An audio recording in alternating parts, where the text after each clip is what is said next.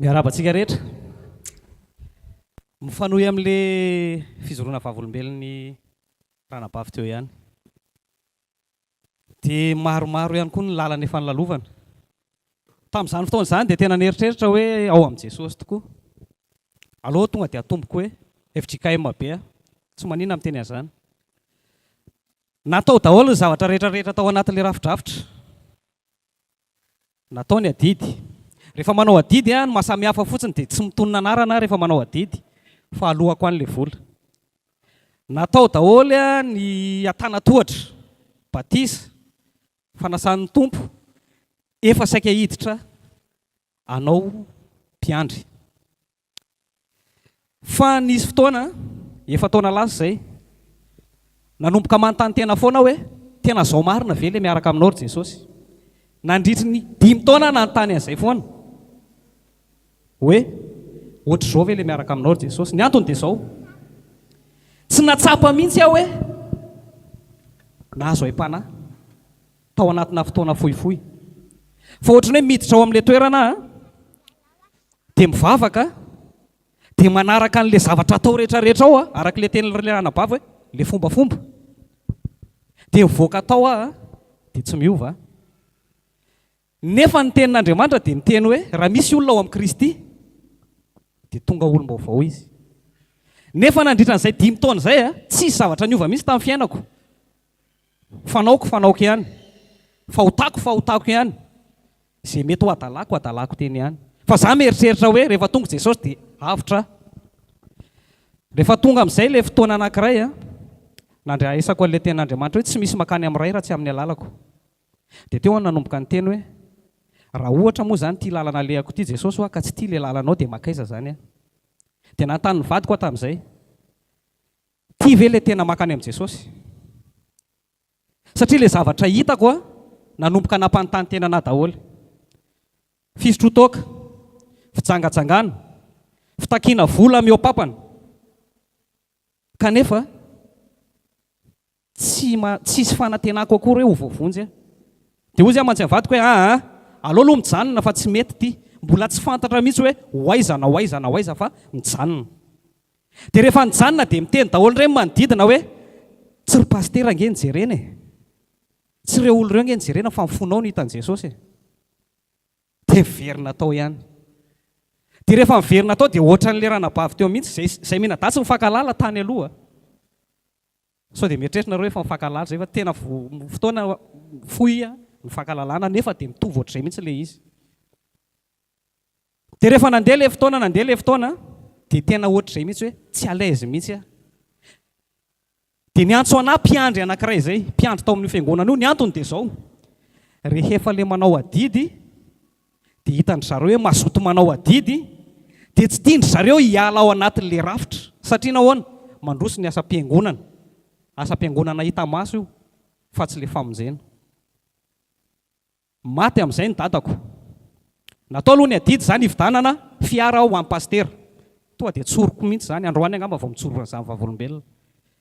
Rehefa azo ny fiara amin'ny pastera, afaka embolana. Dia ozy indray hoe kely loatra io fiara io fandao indray anao rakitra fa aleo soloana fiara efa tsy mety anaovana ny asa fitoriana ozy sy ny asan'Andriamanitra. Natao ihany ny adidy, tsy mitony anarana fa natao ny adidy satria Jesosy no niteny an'izay hoe izay atao ny tananao ankavanana aoka tsy ho fantatra ny tananao ankavia. Rehefa maty amin'izay ny papako andeha andevina ny papanay za io zany mieritreritra hoe le 4 vidiana tamin'ny rakitra sy ny adidy izay nataoko tonga dia miasa automatika rehefa andeha any amin'ny fandevenana. Ny azakazaka le dekona nanatona efa nanomana fiara ho amin'ny pastera ve ianao ozy izy taitra be tonga dia taitra hoe fa ahoana ho aza mbola mila manomana an'izany. Rehefa tsy nanomana nareo izy dia tsy handeha pastera. Nanomboka teo dia niteny tamin'ny vadiko mbola tsy fikasihan'i Jesosy, mety efa fikasihan'i Jesosy izany fa izany eritreritra hoe fanapahan-kevitro manokana. Zaho tsy ho aotsony. Dia mivadiko indray niteny hoe aza miraraha an'izany ozy izy fa tsy maninona izany fa tapaka kely ilay izy azafady. tapaka le atrasafaty tsy izany ozy izy nijerena fa mifonao zay olona rehetra teneniko manomboka efa mitaraina zany hoe tsy mety ty tsy mety ty olona zay manodidina na dia miteny foana hoe tsy zany nijerena tsy zany nijerena nalefa ny Jesosy niondrana tany amin'ny faritra andrefana tany amin'ny asa tany no nitokana dia tena naresy lahatra hoe raha tena tia ny lalana tenenao anao Jesosy dia tena omeo pirofo fa tena reraka ny saiko mieritreritra fa so mivolako ho lany za tsy voavonjy tena ny akohaka mivavaka nandritry ny adiny 3 angamba raha tsy tsaroko tsara adiny 3 tena tsisy nataoko afa tsy nanontany an'izay an Jesosy ary io fanontaniako efa fanontaniako nanomboka izay 5 taona ny ainako izay vita le fivavahana dia tsy nieritreritra ninina intsony fa niasa rehefa niasa dia nisy toriteny na maly ny fanontaniako rehetrarehetra mahakasika an'io fombafomba-pivavahana io hoe mikidana ny lalana makany amin'ny fahaverezana ety dia ety ny makany amin'ny fanjakan'Andriamanitra ka vitsy ny mahita azy tena vitsy ny mahita azy ka tsy haiko aloha atsika anisan'le vitsy ve tsika fa vitsy ny mahita an'io fa ny olona mandeha kodana dia teo any nanomboka ankasihan Jesosy dia avy hatrany dia nanapa-kevitra hoe tsy ho antsony nandalo tao amin'ny saiko ihany hoe ahoana ozy mivadiko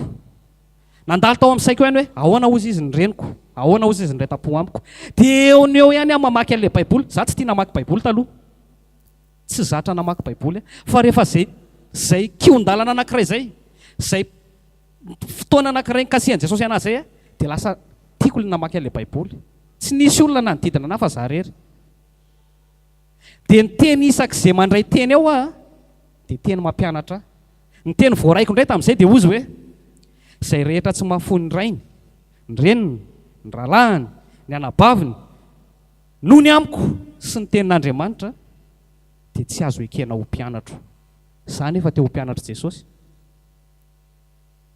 tonga dia najanoko mihitsy hoe na inona hitranga amin'ny fianakaviako na inona hitranga miala tao satria mantsy nalaza hoe ty ve ny fiangonan-drazana ty ve nefa nitaizaina anao ty ve nefa natoy izao dia ozy izy aho hoe tsy io paster io teo amin'ny azo fijalinana monjy anahy zafady fa tapaka le micro dia izay ny tonga tao an-tsaiko hoe ok tsy ty paster ty maty teo amin'ny azo fijalinana monjy fa ty tenin'Andriamanitra ty marina lavitra no zavatra ampianarina anahy satria nahoana tsisy fitoriana fibebahana mihitsy mba henoko nandritra ny fotoana ela nyjanonako tao fa ny fitakiana rakitra fanaovana didy izay foana ny antsoroana dia izay ny eritreretako fahazahoako an'ilay famonjena nefa tena disoka ilay izy verina tany atokantrano amin'izay rehefa vita le mission avy hatrany dia niteny tamin'ny vadiko zaho tsy hoe ry intsony dia ahoana reto zazy reto ozy izy tsy fantatro fa Jesosy mahay manao an'izay tiany atao fa efa nandray azy dia gaga be izy hoe fenao ve adala ozy izy tsy maninona ho ara izay fijerinao fa zao raha ohatra ka miverinao ny fantatry Jesosy fa mahamety dia mahita hevitra izy andehanako miverinao fa raha tsy sitraky Jesosy fa tsy ao ny lalana makany amin'ny Jesosy dia ianao ny asiany mivoaka ao tsy nanao ninninona fa ny akohaka mivavaka fotsiny nataoko tsy fotsiny aloha zany fa tena zay zava-dehibe vavaka ao an-trano za tsy nandresy lahatra azy tsy niteny anazy mihitsy fa tonga amin'ny fotoana nandray ilay fahamarinana koa izy hoe ay tena marina ny tenao satria naseho an Jesosy zavatra koa izy sy nohony avy amiko dia rehefa nandeha ny fotoana herintaona mahery zay tsisy effort zay ngamba mateny azy tsy nanao effort fa tonga dia fantatry le ankohonako azy hoe tsy fahamarinana marina ka ilay zavatra ao satria tsy mifanaraka amin'ny tenin'Andriamanitra tiako isariana saitsika dia zao vao tonga teto Tamatavy zay tamin'ny omaly nandeha nitory zay tamin'ny maraina mifanontaniana voalohany antaniny olona rehefa mitory an'Andriamanitra dia hoe fa inona ny finoanareo dia ozy mantsy anazy raha ohatra ianao ka mahita anaram-piangonana ray misoratra ao anaty baiboly dia mba tenenao anahy fa raha tsy mahita ianao dia za no izara aminao hoe izao ny fahamarinana momba ny tenin'Andriamanitra.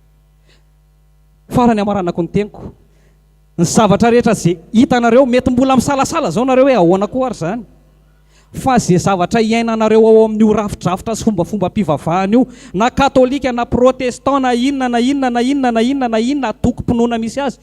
Za moa tsy te hiteny an'ilay hoe atoko-pinoana fa atokona fironana angamba, satria morona le izy fa le finoana ray ihany Jesosy.